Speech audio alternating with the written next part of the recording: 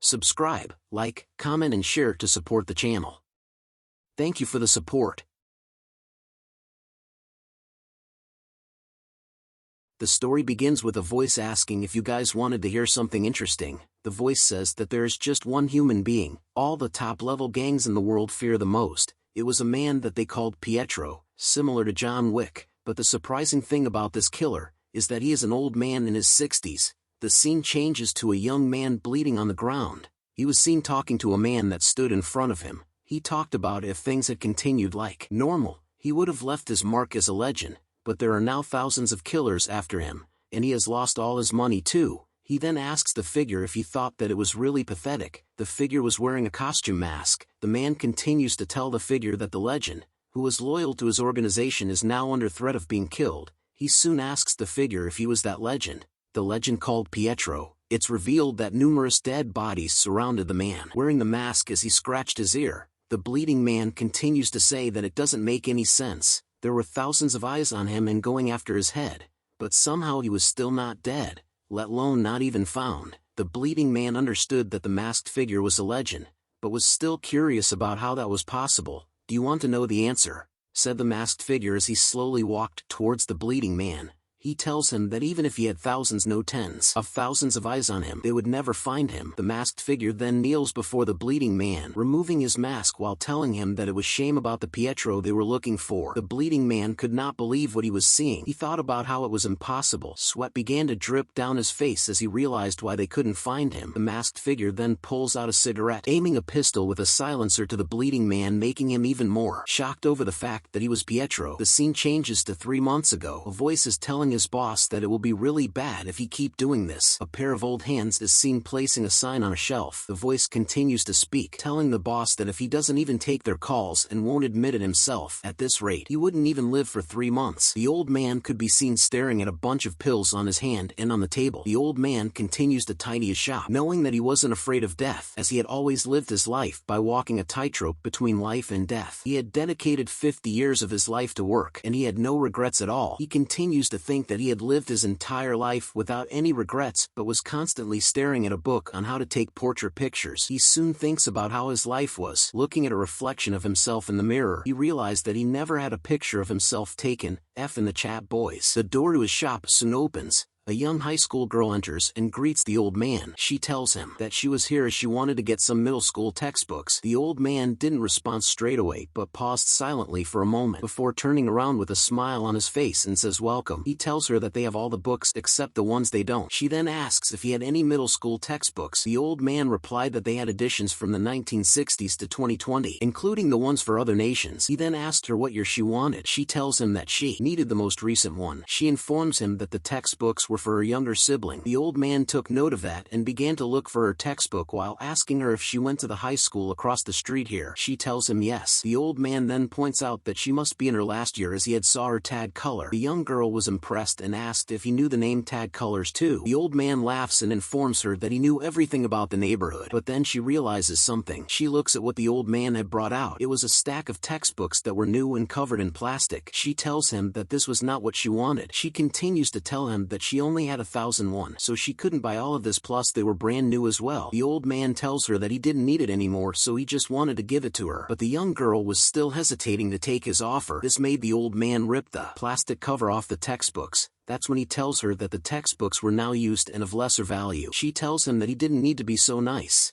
but the old man replies that he could tell from her eyes that she really loves her younger sibling. So be nice when you can, or you'll end up regretting it, said the old man. The young girl soon became flustered over what to call the old man as. The old man then tells her to just call him boss, as this was how Koreans refer to shop or business owners in general. She then asks him if he had any regrets. This question made the old man stop what he was doing. Was a sad look on his face. He tells her that he had a lot of regrets as he had lived a long life. A past memory is seen where a little girl is crying and being pulled away. A voice shouts out that they couldn't do anything about it, and that this was the only way that he and his daughter could both live. The memory ends as the old man tells the young girl that there is nothing you can do about what's already happened. He was sure that she wouldn't get what he means right now, so he advises her to be nice to her younger sibling, and to not do anything she'll regret. He then tells her to go back while she could. Then I won't kill you, said the old man. The young girl held a knife in her hand as she stood on top of the counter. Her face was filled with shock over how the old man knew about what she was going to do. The old man continues to speak, telling the young lady that he knew the faces of all the students from that school, but he didn't recognize hers, so he had to at least check. He then asks her if she said she was in her last year. He then tells her that it was a shame for her, as it has only been 2 years since the school across was built. Damn it, thought the young girl as she recalled what she said to the old man earlier. The old man reveals to her that he was a person who has smelt blood all his life, and asked her if she thought she could cover the scent of her dagger with perfume. The young girl immediately went in for the kill, thinking that the old man knew from the start, which left her with no choice now. But just as she was about to attack him, she thought about how she was the one was holding the knife, but somehow it felt like she was the one who was going to die. The old man gave out major main character vibes as he stares at her. The old man releases his hockey powers, which startles the young lady. Instead of attacking him, she took a defensive stance. The old man then places the textbooks that he had wrapped onto the counter, telling her to take the books as he knew that she wasn't lying about her younger siblings. He continues to tell her that he had worked in this field for 5 decades, so he can tell just from the eyes if she was lying or not. He then asks her if she was from the honor orphanage like him and realized that they still teach the same things now. Hearing that question made her flustered, which reveals the answer to his question. Seeing her flustered made the old man realize that she hadn't learned this lesson yet. He talked about how if their organization fails at a volunteering project, that means it's time for Plan B, he says as he lunges towards the young lady. He grabs onto her throat in an instant and brought her to the back of the shop. As he held onto her throat, the young girl wondered about what the Plan B was that he talked about earlier, when all of a sudden, 2 unknown men appeared from above. They instantly began to shoot at the old man and the young lady, but he was fast enough to dodge their attacks as he leaped forward while covering the young lady. As they land on the ground, he tells her that if she fails her mission, even the volunteers need to be eliminated. As she laid on the ground, she realizes something. The old man was bleeding from his torso. The unknown men started to shoot again at the old man and young girl as they run for cover through the store. The old man turns around to face the 2 men with a pistol in hand, but the unknown men had managed to capture the young lady. The old man was shocked to see this. One of the men took the chance to punch him straight in his face. The old man could only curse his body for not moving the way he wanted it to. The man who gave the punch wondered if the old man was really Pietro. Another man with a coat appears, telling his senior that he was sorry for this, as Pietro was a renowned assassin who's kept the first rank due to all of his accomplishments. But the man in the coat realized that even he couldn't beat cancer. It's revealed that this man's code name was Octopus. Pietro tells him to stop with the bullshit and wonders why he was trying to kill him. Octopus reveals to him that the boss wasn't comfortable. Pietro was alarmed to hear this and wonders why the boss was uncomfortable with him. Octopus tells him that there were thousands of people after him. It's no use crying over spilt milk. After all, the reward for his head was 7.6 billion. Pietro notices that it was the same amount as his account. Octopus tells him that he was right. It was the money that Pietro had worked so hard to save his entire life. But for that money to go to someone else, how f***ing awesome is that? Octopus then tells Pietro to die by his hands. Another punch is sent flying into Pietro's face. The other men continued to beat him, telling Pietro that he should have stayed quiet and just dug his grave, asking Pietro about why he had to make things annoying for them. With another massive punch, he sends Pietro flying to the back of the store. They looked at him sitting on the ground and talked amongst themselves. They believed that Pietro had been knocked out. One of the men talked about how he was so nervous on the way here but was a lot easier than he expected. Octopus then proceeds to finish the job, but as he entered the back where Pietro was, Pietro tells him that this was a small gift. He tosses a flashbang directly into Octopus's face. He could only curse in his mind as the flashbang was too close for him to react in time. The flashbang went off and soon lighted the entire store. "He's gone," shouted the men after realizing that Pietro had led them there on purpose. Octopus tells them to chase after him as he couldn't have gone far since he was bleeding severely. As the men chased after Pietro, the young girl could only stare in silence over what just happened. The heavy rain continues to pour throughout the night. The scene changes to a kid's playground. Our boy Pietro was breathing heavily as he continued to bleed out while taking shelter in the kid's playground. He soon collapses onto the cold and wet ground.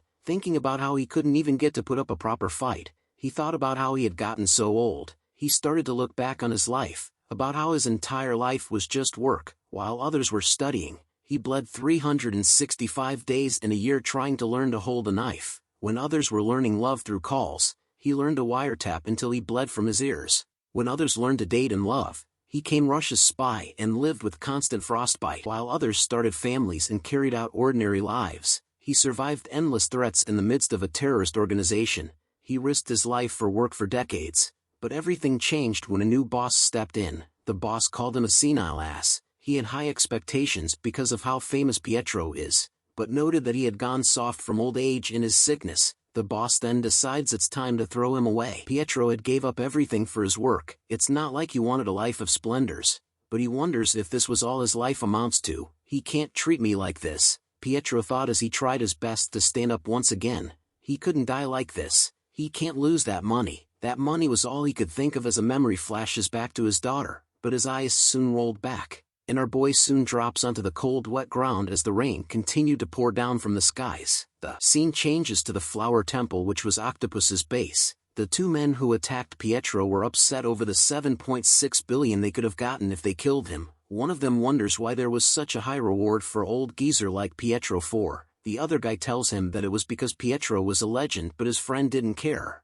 He tells him that he even threw away his kickboxing champion title for their current life. He pulls out a picture of Pietro while telling his friend to watch him as he was the one that was going to kill the old man and succeed in life. But a voice speaks out, asking them if they knew that's the first picture he ever took. The two men were alarmed to see someone beside them and wondered if it was Pietro. They compared the photo to the young man that stood before them, saying that it wasn't Pietro but just somebody who wore the same clothes. The young man continues to tell them that it was the first picture of him that was ever taken. He continues to tell them that he didn't get it either. When he woke up he was already like this. The two men wondered about what the young man was saying to himself. They soon tell him that he was in the wrong place and that this place wasn't for a student, but the young man grabs onto his wrist, telling him that he knew where he was and that he wanted them to guide him to Octopus instead of wasting his time. The two men then exchanged brief looks with one another after hearing what the young man said. They soon realized that he was also in the same field as them, so they asked the young man about what he came here for, but then tells him that he had to die. A loud thud sound is heard.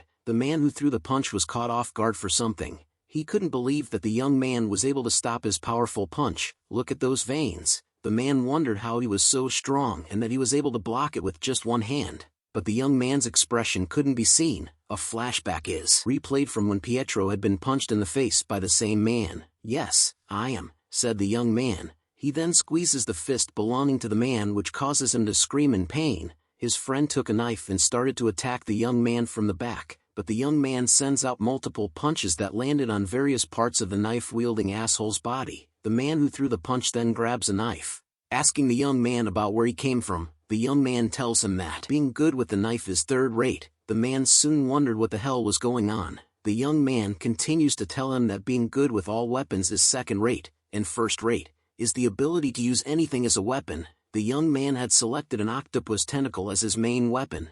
John Wick has his pencil. Our boy has his octopus tentacle. The man couldn't believe that he was going to use an octopus tentacle. He lunges towards the young man, asking him about what he was talking about, but the young man snaps the knife off of his hands with the octopus tentacle. The man couldn't believe what he was seeing. The young man soon moves behind him and wraps the octopus tentacle around his neck. It causes the man to gasp for air. The young man begins to travel around the kitchen with the man tied to the octopus tentacle. They soon reach the steaming, boiling hot pot of food. The young man then slams him headfirst straight into the pot of food. The man could tremble in pain as he laid on the ground, asking the young man about who he was. The young man then picks up the photo on the ground. The scene changes to when it was introduced that Pietro had a bounty of 7.6 billion for his head, and that it was revealed that there were thousands of people after him. Octopus' disgusting face was shown again from when he asked him to die by his hand.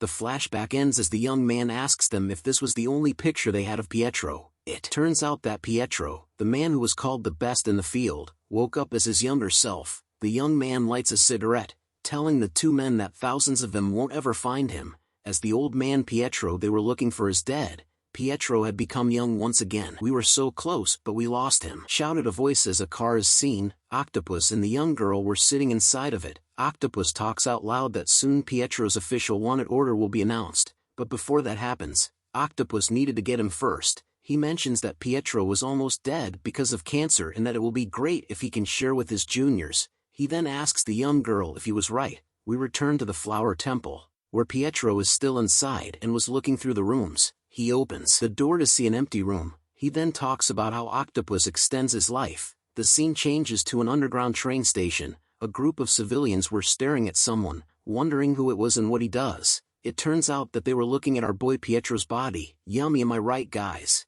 Pietro looks at his reflection in the mirror, wondering how this makes sense as he touches his face. He realizes that the bullet wounds that penetrated his abdomen had disappeared, along with the cancer cells that were sucking his life away were gone as well. Pietro knew that this wasn't his imagination. He had really become his younger self. He continues to wonder about how something like this happened. He didn't know why this happened, but was sure that they won't be able to recognize him now. No matter where they go, there should be traces of Piero, but the old Pietro that they're looking for will be nowhere to be found. But more importantly, Pietro needed to buy some clothes. Our boy's body is too thick. Look at his clothes hanging on for dear life. A voice catches his attention as it tasks whether Habin's 80 million won payment for the commercial had came through. Another voice replied saying that the account balance was still only 100,000 won. It turns out that the voices belonged to two men who were smoking in the toilet. They continued to talk about Habin, who didn't have enough money for his bitch of a mom's medicine who was about to die. The friend laughs and tells him that Habin should have read the contract properly. They talked amongst themselves about how they used the money to buy branded goods,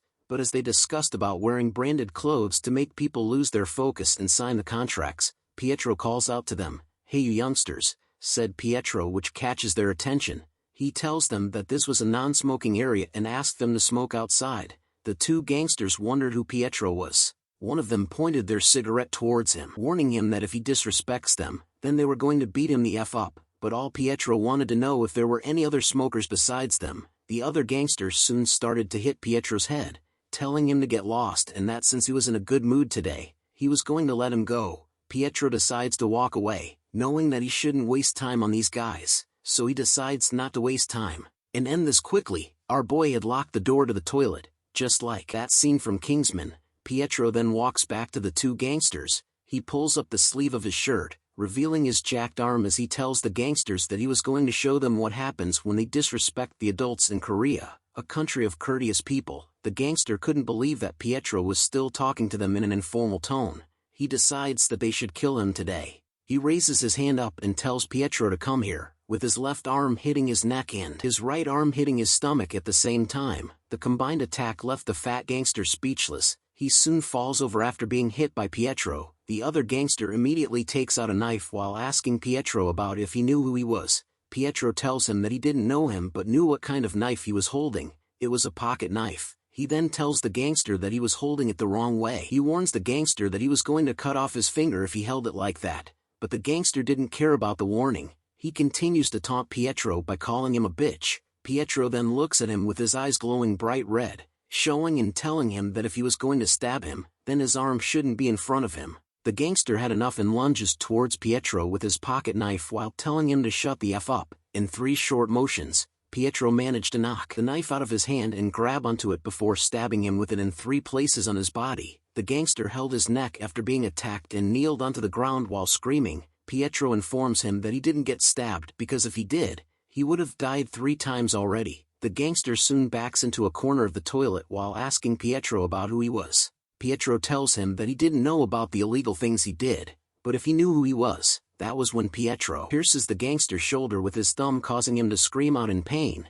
He warns the gangster that he needed to die here if he knew Pietro's identity. The gangster had peed himself. Pietro sees this and realizes that his pants won't do. He then tells the gangster to stay on the right path from now on. Pietro then opens his bank account to see that it was empty. His entire 7.6 billion won was gone. Look at our boy dressed like John Wick. He continues to stare at his phone as he walked, thinking about how he told them not to touch that money. His face was filled with a determined look as he decided how much those guys were worth to him now. As he continued to walk, he overheard a student couple talking about how they had gotten a scholarship from the Glory Group. This causes a flashback into Pietro's past. He had grew up in the Honor Orphanage, a place that was managed by a small religious facility, and now, 50 years later, it has become a huge cartel that spread its influence in numerous political places, using the Glory Group as a mask, and since it was the company that he brought up, he needed to dissolve this company. The scene changes to an old storage unit. A man was sitting alone while being surrounded by meat.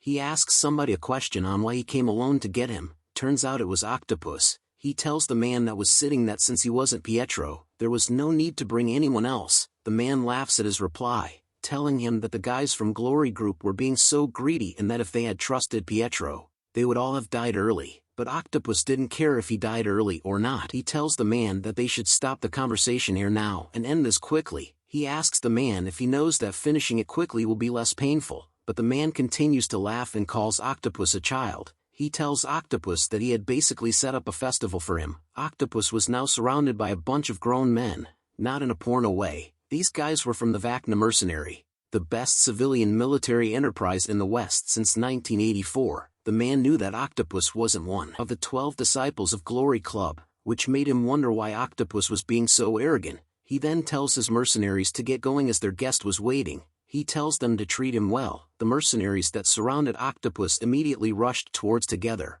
but Octopus simply stood still as they came closer to him. After some time, the man was seen shivering in fear as he sat on the floor. He calls it impossible. He continues to shake in fear, wondering how a human could do that. Octopus looks at him and tells him that for someone who prepared the feast, it was a lot blander than he thought.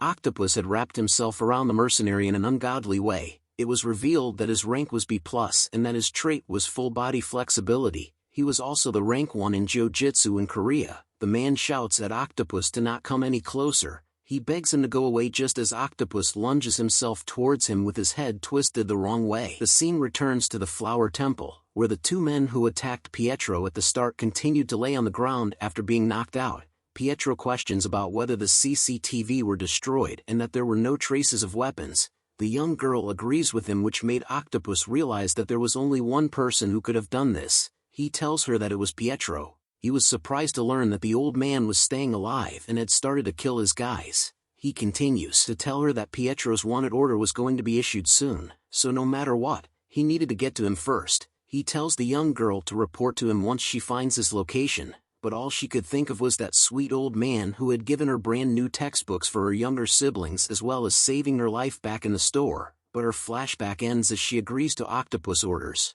They soon open the door to a room. A servant was with Octopus and the young lady. He spots something and noted that they were not open today. He asks our boy about what brought him here and if he had a meeting with them. Pietro tells them that he didn't, but he does have a grudge. Octopus wondered if he got pressured for his credit. Pietro tells him yes and that it was a large amount. He tells him that it was about 7.6 billion. Octopus continued to wear a smile on his face, but it soon became serious as he orders his man to close the doors. Octopus figures that the young man who sat in front of them was connected to Pietro, but even if he wasn't, Octopus ensures Pietro that he wasn't getting out of here alive now. But Octopus felt that something was off. He looks at the young man, wondering how much he knew about Pietro as he was sure that he was a part of their club, but they had no information on this guy. Octopus continues to wonder if the young man in front of them was Pietro's hidden son or disciple, but knew that's not it as Pietro was always alone. An intense eye-staring contest soon began between Octopus and Pietro. Octopus then points two fingers up, telling Pietro that he was going to give him a chance to live as he had two choices.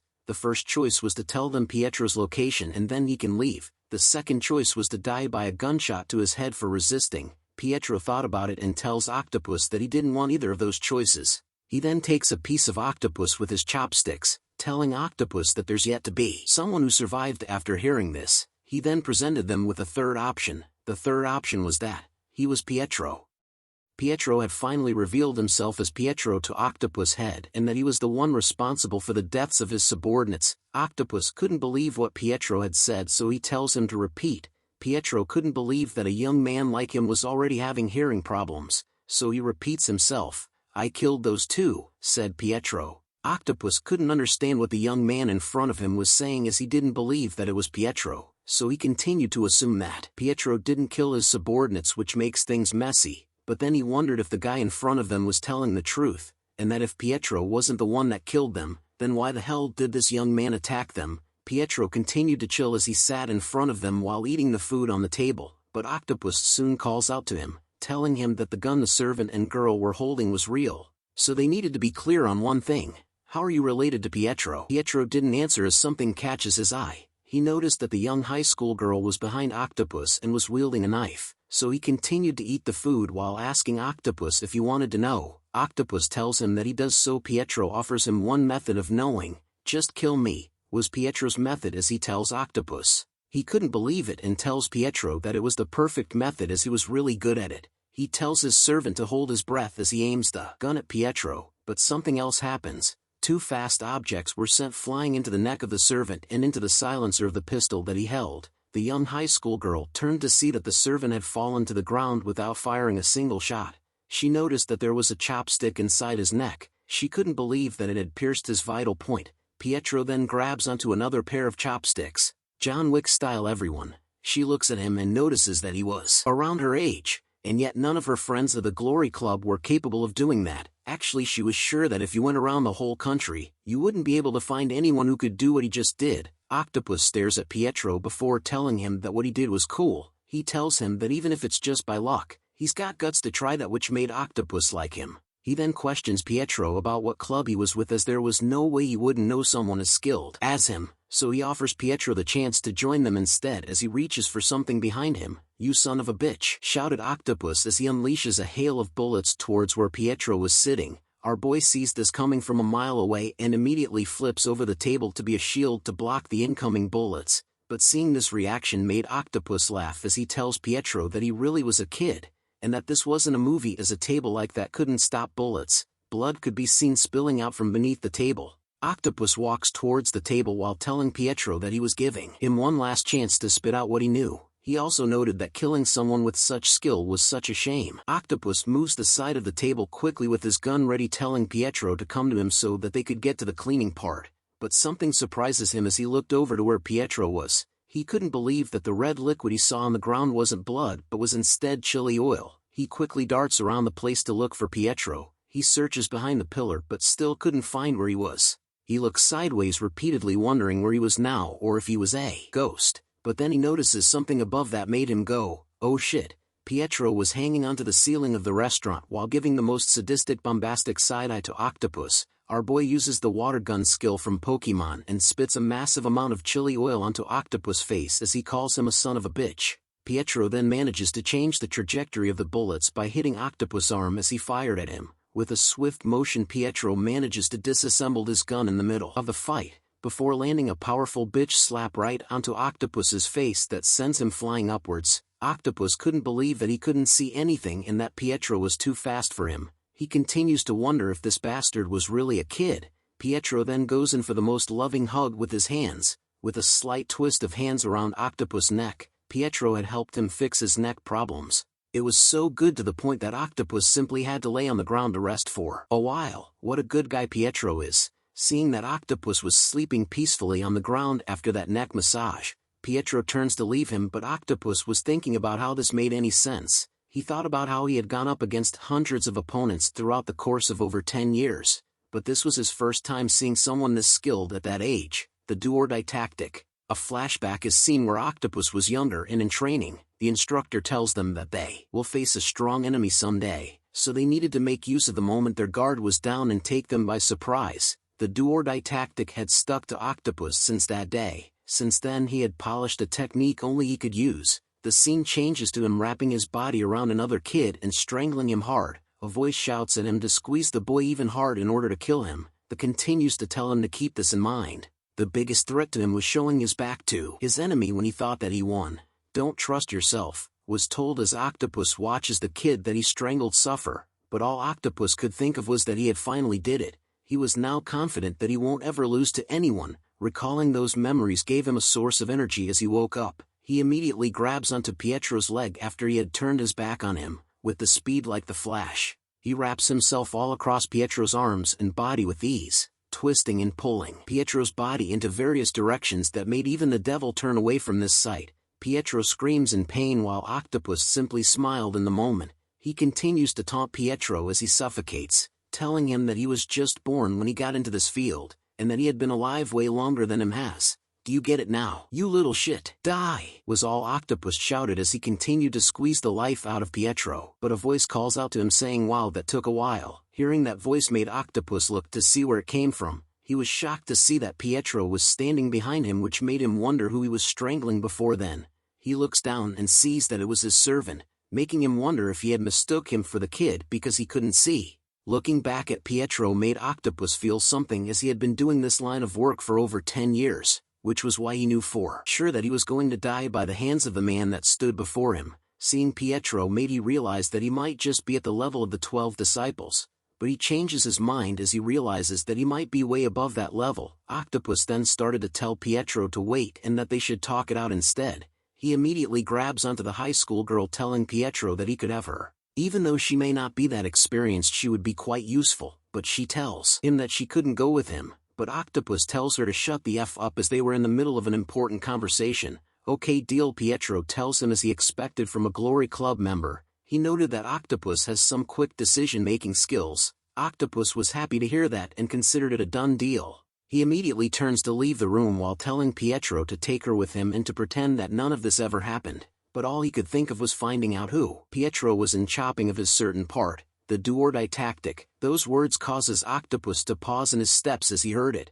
Pietro continues to tell him that if you show your back thinking you've won. Octopus recalls the same words that have been spoken to him when he was younger. He recalls the moment that the instructor had taught them about when they would face a strong enemy, and the moment that Pietro revealed the bounty amount of 7.6 billion along with admitting to killing 2 of his subordinates. Everything started to click within his head as Octopus couldn't believe that it was possible. The instructor who had taught him in his youth was the very same Pietro that now stood before him as a younger version of himself. Pietro then asks Octopus if he recalls what he said to him back then. Octopus repeats the words that Pietro had told him. Of the people who learn who Pietro is, not one is alive. Bingo! Shouted Pietro as he lunges forward with his hand stretched out to Octopus. With a swift snapping motions across the various body parts of Octopus, Pietro had given him the ultimate chiropractor treatment that we see on TikTok. He had twisted and snapped his body into an ungodly manner, thus killing him in the most painful way known to mankind. The scene changes to a tattoo on somebody's back. A voice states that it had been confirmed that Octopus is dead,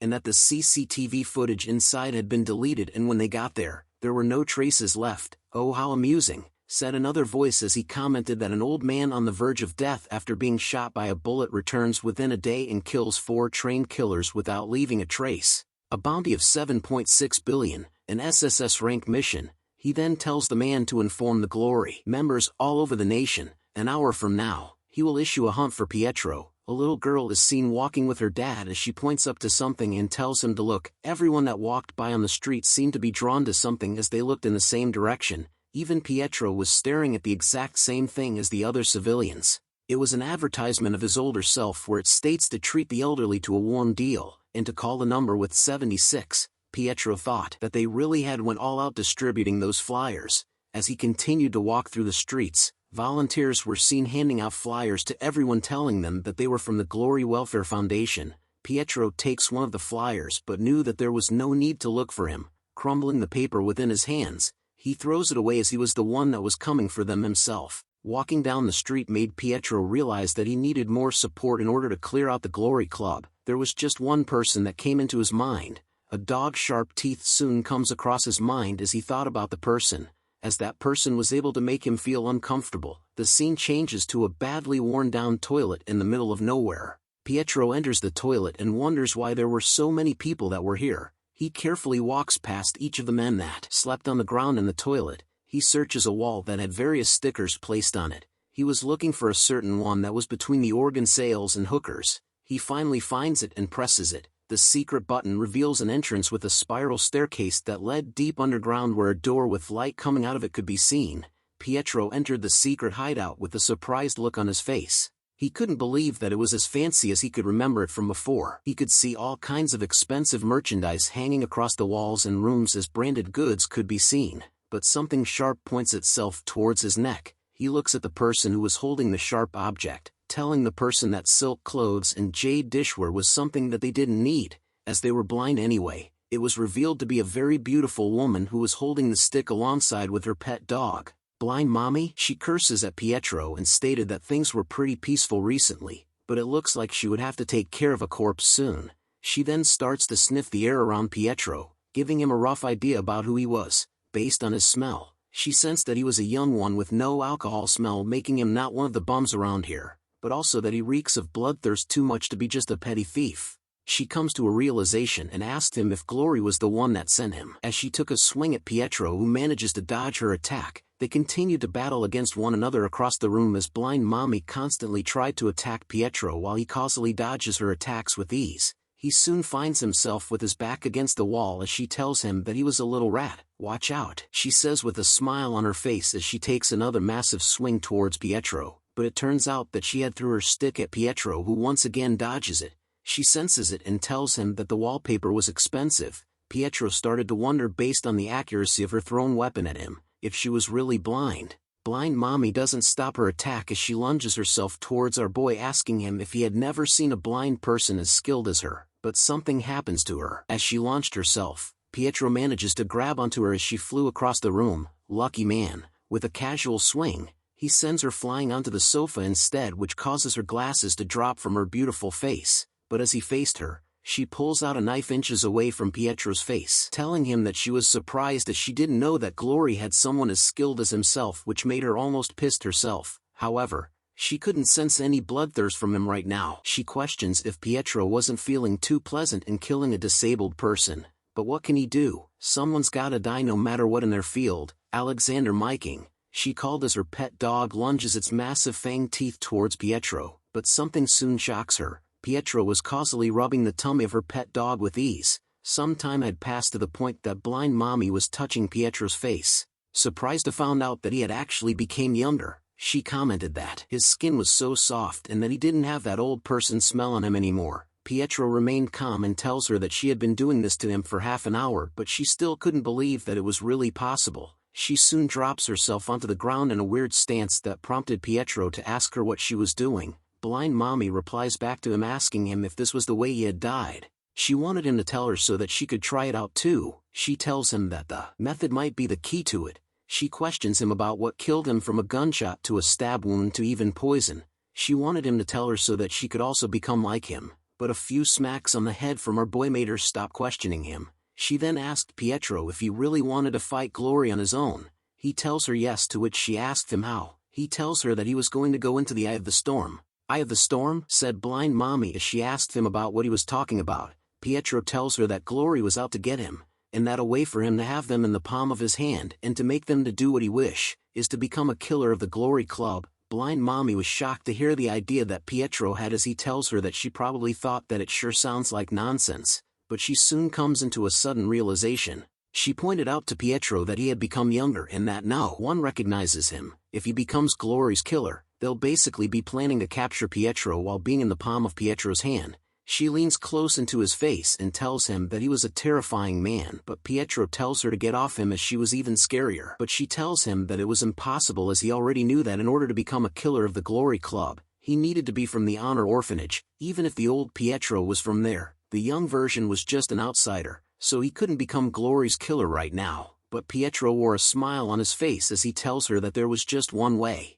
The scene changes to a school where a voice asks another person if they see it as she was losing it. A group of girls are seen talking amongst themselves as they talked about how their school had become good again. They all looked at the new hot student. This way Pietro's method to become Glory's killer, which was to enter the Divine Honor High School. The girls continued to talk about Pietro, about how his skin was clearer than their future and that his name was Kim Sungu, which was freaking sexy to them. The girls approached him and told him that they needed to go to the auditorium. Pietro replies back that he understood. Hearing his voice made the girls comment that his tone was unique too. Divine Honor High School was a private school built by the Glory Foundation. It looks like an ordinary school from the outside, but its purpose was to raise killers. They discreetly operate a killer class, and Pietro was going to get into that class, which is the only other route to becoming a killer of the Glory Club. A banner is hung with the words Women's Ballet Creative Awards. Pietro soon enters the auditorium where groups of students were gathering together. A tiny sticker speaker was attached near Pietro's ear. Blind mommy tells him that she had already told him earlier that the killer class only takes kids from the Honor Orphanage, which made her ask him how he was going to get in. But Pietro knew that there was just one exception. He starts to make his way to the front of the auditorium. He knew that it happens very rarely, but it requires catching their attention. Even blind mommy and her pet dog couldn't believe what he was going to do. "This is it," Pietro thought as he began to speak into the microphone. He introduces himself to the school as Kim Sungu and revealed that he had transferred into the school today. His reveals that his hobby is fighting and that his talent was also fighting. "I am a killer," said Pietro as he looks at everyone. Damn. Everyone was too stunned to speak as they listened to what Pietro had said to them. Even blind Mommy's dog understood what he said. But there were a group of people that remained hidden from the others as they stood inside a room above the auditorium. Each of them held a different weapon in their hands as they wondered who Pietro was. But he knew that this was how he was going to make them scout him. The crowd of students and teachers continued to remain shocked over what Pietro had announced to them. They murmured amongst themselves about the word killer and that his dream was to be one. Even blind Mommy and her dog were both shocked to see what the old man was doing. Pietro then went to add on to say that he had forgotten one thing. He announces once again that he was going to be a killer that was good at studying. Students gathered there were recording what Pietro had said. They laughed amongst themselves over what he said about being a killer that is good with studies. Others were impressed by his confidence, which seemed pretty cool to them. But a big boy soon appears and slams his way to the front of the crowd of students as he tells them to move aside. Soon enough a group of students were gathered in front of Pietro on the stage. He looks at them and figured that they had fallen for his bait. One of the guys called out to Pietro as killer. The big boy then asked him if he was the one that seduced Yi Jin as he handed his bag to his friend behind him. Pietro didn't understand the question and asked the big boy about what he was saying. The big boy then began to cry as he called Pietro a damn bastard, but he was glad to see this reaction as it meant that it was a good setup to gain attention. It was revealed that the big boy was called Jang Yisul, who for the longest time had only eyes for one woman. The lady beside him was his girlfriend called Oh Yi Jin, and that they had been dating for 22 days. They were Divine Honor High School's best lover, but today was the day that he had his girlfriend stolen by Pietro as she was seen blushing heavily at him. Yisul then decides to take a big swing at our boy for revenge, while Pietro couldn't believe that this was happening over their first time meeting. Jang Yisul was the guy who conquered the whole of Mapo district with his fists alone. But Pietro was able to easily dodge his attack and went in for the counter-strike. This interaction with Pietro was the first time that Jang Yisul had felt the sensation known as death. One Punch Man vibes. Seeing Pietro's fist about to hit him, Jang Yisul immediately closes his eyes as he apologizes to Yi Jin for nothing being able to protect him, but it was revealed that he had never protected her before. But nothing happens as Pietro stopped the punch from reaching his face. So instead of a punch, Pietro decided to simply give him a forehead flick. That forehead flick was enough to make Jang Yisul collapse onto the ground in fear while his team called out to him in shock, "Hey!" shouted a voice as a teacher appears on stage in a hurry. He pulls out a red card as he shouts at the students along with Pietro on why they think that they could fight in this sacred school. He pulls on the cheek of Pietro while asking him what his father does. Pietro calmly replies back to the teacher that he believes that his father was probably dead. Hearing this made the teacher apologize immediately, but he still continues to pull onto Pietro's cheek as he led him off the stage, telling Pietro to follow him, and lectured him on how he dared to do this to a teacher who was like a deity. Young Yisul was still confused by what was going on as he continues to speak out loud to let him go, but his friend looked to him to tell him that Pietro wasn't holding on to him at all. The students on the second floor continued to wonder about what they should do. One of them wonders if they should find out more, which another student agrees with as it would be fun. He swipes the dust off Pietro's neck through a glass panel with his middle finger and suggested to the others that they should kill him. As the teacher continued to pull Pietro through the crowd of students, they couldn't believe how crazy he was and noted that Pietro was in his emo phase, which was freaking cool to them. But a familiar face is revealed as the young lady from before was also a student at this school. She was shocked to see Pietro here and wonders if he wanted to get rid of this school. The scene then changed to a voice asking Unbyul, the young lady from before, if the seat beside her was vacant. She was shocked to see that it was Pietro and exclaimed out loud about why he was here. Pietro decides to take a seat beside her and tells her that people kept following him, so he fled, which made him wonder what she was doing here. She tells him that she didn't have any appetite as she ate something, but Pietro didn't believe her at all, as her tray was filled to the top with all kinds of food. Unbyul then began to think about something as she sat beside Pietro. A flashback is seen from when they were in the restaurant together. Pietro kneels in front of her to ask her if she wanted to live as he showed her a picture. He then tells her that if she does, she needed to say that the guy in the photo he was holding was the guy that killed her boss and that this will become her lifeline. The flashback ends as Unbyul reminds Pietro that she had kept her promise to him, which made her question why he had come and find her. Pietro reveals to her that he didn't mean to find her at all, but his words were no use as Unbyul continues to question him about whether he was going to kill her and that because of him, the company was only keeping her under surveillance, which had made things hard for her. Hearing that made Pietro remind her that she should put up with it as she was only alive because of him, but Unbyul was being stubborn as she replies back that she was able to survive on her own. She then tells Pietro that he had no idea about what this place was and how scary it is, and on top of that he didn't even who she was. All these things made her question Pietro about what an outsider like him can do.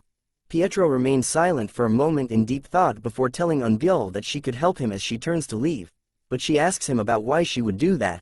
Pietro tells her that she was in the same boat as him, someone who doesn't know anything about. "I'm counting on you," said Pietro as he revealed her own real name to Unbyul, which was Lee Yuna. Hearing her real name causes Yuna to turn around as she wondered how Pietro knew about it, but our boy disappears like Batman in an instant as he was nowhere to be seen. The scene then changes to the Divine Honor High School athletic competition from where students were cheering on one another. We turn to Jonathan, who was a student that had been referred to as the Usain Bolt at Divine Honor High School. He held the 400-meter sprint high school record, but it seems to him that today was going to be his retirement because of Pietro, who was seen casually running ahead of Jonathan while still wearing his school uniform and sneakers. Jonathan was then seen crying in the stands while Jang Yisul comforts him. Pietro, on the other hand, was surrounded by a crowd of girls while a dark shadowy figure looks at him from afar. Pietro was then saying out loud the numbers that the stick was pointing to on a paper. It turns out that he was doing an eye test, which was shocking to the students around him as they couldn't believe that he could up to 6.0. Some of them wonder if he was Mongolian, while Pietro was curious to know if there was a 8.0 test. We then switch to a cooking lesson where the teacher introduces to the students that today was when they will learn how to cut fruits extravagantly. Once again, our boy attracts the ladies from all ages as they tell him that knives were dangerous and that if it was difficult then he could ask them for help. But Pietro was no noob when it comes to a knife as he checks out the one that he was given. Some time had passed and Pietro had given birth to a rabbit made of fruit. He tells the teacher that he was inexperienced and that he had tried his best in making it. The students couldn't believe what they were seeing as some of them think that the apple was breathing. "So what are you going to do?" said a student as he pokes the teacher with a broom handle. The student tells the teacher that he didn't want to clean while calling him a little loser bitch. The teacher couldn't believe that these rascals were doing this to a teacher, but the students didn't care as they continued to taunt him about how he couldn't do anything to them. The teacher then asks them about what their fathers were doing as the students whipped out their phones to record him. They recorded the teacher while asking him if he was making fun of their parents and told him that they could get his teaching license suspended due to emotional and child abuse. All these insults made the teacher call them rascals for violating his authority as a teacher, but the students didn't care at all. One of them even slams the teacher onto the ground, telling the teacher that he was the school authority. The students then asked the teacher if he knew what was scarier than penalty points, and that if they sue him his teaching license would get suspended. The other students wonder if they should upload the video they recorded onto TikTok, but just as one of them was about to upload the video, he noticed something. They spotted Pietro, who they nicknamed as Killer, coming towards them.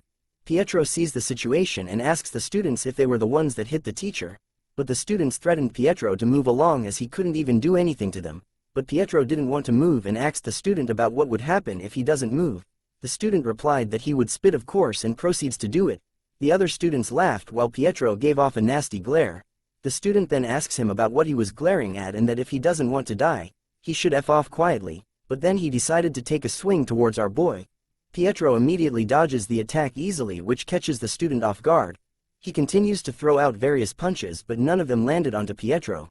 The other students were laughing over this as they wondered how he was not able to hit Pietro even once. Even the student giving the punches soon wondered why he couldn't hit as Pietro continued to dodge with murder in his eyes. He soon counterattacks by leg sweeping the student, which causes him to fall flat onto the ground. Another one of the bullies appeared behind Pietro and tells him to eat the brick that he was holding, but a quick upwards motion stops him in his tracks. Pietro had swung his arm up so fast that it destroyed the brick that the bully was holding into pieces. The three bullies were then seen apologizing to the teacher based on Pietro's instructions. With their arms raised in the air, they hopped away from Pietro while shouting at him that justice will prevail. Seeing their reaction made him comment that it was why he won in the first place. He soon turns around to ask the teacher if he was okay, but the teacher continued to tremble in shock over seeing his student fight again in front of him. Pietro ignores his words and reached out to the cell phone that the bullies had dropped from earlier. The phone contained the video from when they bullied the teacher, but as he was reaching for the phone on the ground, the teacher suddenly became an MMA fighter and could be seen giving out a spinning kick towards Pietro.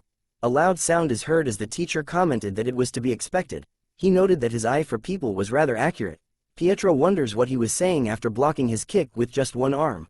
The teacher noted that he knew that Pietro wasn't a normal guy, based on the fact that the cup that the teacher was holding onto hasn't spilled a single drop while Pietro was fighting with it. The teacher soon asks Pietro where he learned to do that, but soon changes the question to why did he learn that. Pietro reveals to the teacher that he learned it in order to get revenge. against the glories that stole his life. He continues to tell the teacher that his house, family and money, everything that he had accumulated had been lost and that he was the same as dead. The teacher then asks Pietro if he had any thoughts on joining the volunteering club as he sipped the cup of coffee in his hand. This is one jacked teacher. Hearing that question brings a smile to Pietro's face as he had been waiting for this moment. Flashbacks could be seen from when he had participated in various school activities and that it was revealed that the teacher was the one who had been watching him from the shadows. The teacher known as Li Guangyu was also known as Glory's killer instructor. Pietro and Guangyu soon walked through the halls of the school where he tells Pietro that the school had a killer development class which was more like a volunteering club. A few children learned the ways of life as a killer and noted that Pietro was a rare transfer student, but warned him that it won't be easy. They soon reached a door where Pietro slowly opens it as Guangyu welcomes him. This was where glory killers are fostered, the volunteering club. Seeing all the NPC-looking characters made Pietro wonder if this place was really where they raised killers. Guangyu soon calls for everyone's attention and tells them to focus as he and Pietro stood in front of everyone. He introduces Pietro as a new volunteer who will be working with them from today onwards. Yuna wore a shocked expression on her face during Pietro's introduction as she continues to misunderstand his intentions while thinking why he was here. She continues to look at Pietro and wonders why he was staring at her while hoping that he doesn't say anything, but our boy sends her a cute wink that sends shivers down her spine as she grabs notice of it. Yuna quickly turns her head away from Pietro, thinking that either something went into his eye or that he was trying to tell her that he was going to kill her. Pietro then introduces himself with his fake name called Kim Sungu and thanks the class for their warm welcome, but all he thought of was that this was a very ordinary-looking place where they raised killers. "Warm welcome my ass," said a voice. Two buff lords appeared to tell Pietro that they didn't care about what the F his name was. Looking at these two made Pietro realize that there were at least some people who looked fit at least. The student with some messed up ears was known as Dokgo Hung, who was from the 58th generation of the Honor Orphanage. His special trait was speed and something else that was currently unknown. He tells Pietro that only people from the Honor Orphanage are allowed in here. The second student called Jay, who belonged to the same generation as Dokgo, has the special traits called Ultra Strength and Grappling. He wonders how it made sense for an outsider like Pietro to be here, but all Pietro could think of that he was also from the Honor Orphanage and was the first generation. The teacher seems to ignore their words and tells the class that they should just do a simple welcoming party. Two other students spoke out in unison that they should have some punch. Hearing the word punch made Pietro wonder what they meant by it. Those innocent-looking students soon pulled out a weapon each, saying that they meant blood punch. Looking at this scene made Pietro realize that Glory had taught them well, but the two buff lords called out to Pietro to come to them first as they should be the ones that welcome him. Yuna appeared amongst them and tells them that they should stop as she knew that they might all end up dead. But one of the buff lords swipes her away and tells her to get out of their way unless she wanted to be beaten up alongside him. Yuna could only think that she tried to warn and save these buff lords. The two buff lords then asked Pietro if he knew how to fight. He replies back to them that he kinda knew as he had already fought more than 1,500 times. The two buff lords tell him that he better be nervous as this fight was going to be his last, but with no surprise. Pietro manages to block both attacks from them by simply stretching out his arms. Dokgo continues to tell Pietro that this place wasn't for some neighborhood hooligan as people like him didn't know what they had to risk their lives for. Jay tells him that it was to become the best killer in the world just like him. Hearing the word him made Pietro wonder who it was, but it was soon revealed that they wanted to be like disciple Pietro. Play holy music now. Dokgo continues to tell Pietro that there was no place here for a nepotism baby like him. They soon all backed away from one another. Pietro dusts off his hand using his pants and tells the two buff lords that he was getting tired of this. He tells them that it was annoying to listen to both of them talking and that they should just come at him together. Hearing those words angers the gym bros as they both exclaimed that he was out of his damn mind. They continued to lunge at Pietro while exclaiming that he had no idea how much weight their 18 years of living possess. "You nepotism baby." But all Pietro thought of was that he had lived for 65 years. Some time had passed as the class was impressed by the Dokgo brothers. They could be seen sweating immensely as one of the classmates told them that they should have gone easy on him, but Dokgo tells him that he didn't even use half of his strength. The class continues to cheer them on and commented that Pietro wasn't even able to do anything at all. The scene then changes to Pietro who was walking back when all of a sudden Yuna calls out to him. She questions him on whether he was underestimating the volunteer club, but Pietro remained clueless by what she meant. She tells him that he couldn't fool her as she was watching him from earlier and not once did Pietro put any strength into his fist as he fought the gym brothers. He then tells her that he had always tried his best, but Yuna wasn't convinced as she had proof. Unlike the gym bros who were sweating profusely, Pietro wasn't even sweating a bit. With her hand pressed up against the wall, she locks Pietro within her grasp, questioning him about his reason and that she had been suspicious of him since he was in the school.